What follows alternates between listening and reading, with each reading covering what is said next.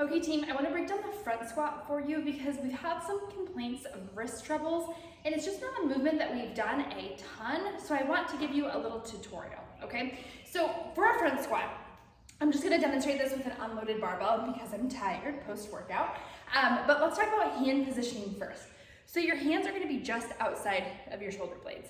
Now if you notice tingling or discomfort in your wrist, it could very likely be, trying to get in a position where you can see this, that you have the bar rolled too far back into your fingertips. It's really difficult to see, but if I have the bar here, then that starts pulling from my fingers all the way down to my wrists, and it can feel like some tingly nerve pain.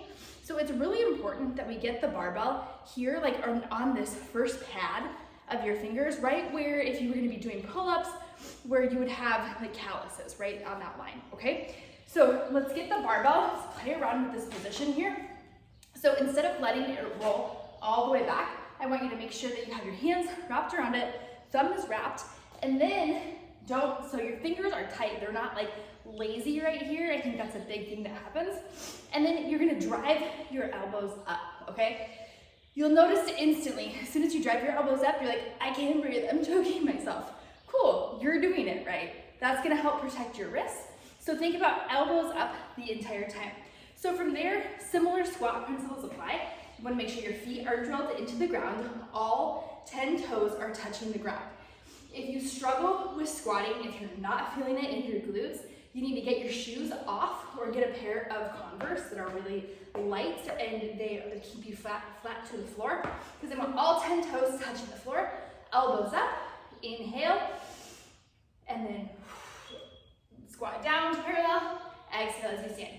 That breath was a little bit messed up right there. It's a little hard to film and breathe and talk, all right? So from here, you're gonna get your breath set, kind of depending on where you're at. You may have a different breathing strategy. You may be inhaling on the way down, exhaling on the way up, or you may be at a place where you can inhale and breath hold during this movement. So just be really cautious that you're not inhaling and like pressuring out, especially at lighter weights. That shouldn't be necessary, but that's another video. Okay, so we're gonna look at this again. So I have the barbell in my hands, elbows up, feet all 10 toes on the ground, and then I'm going to squat down to parallel, squeeze the glutes to stand.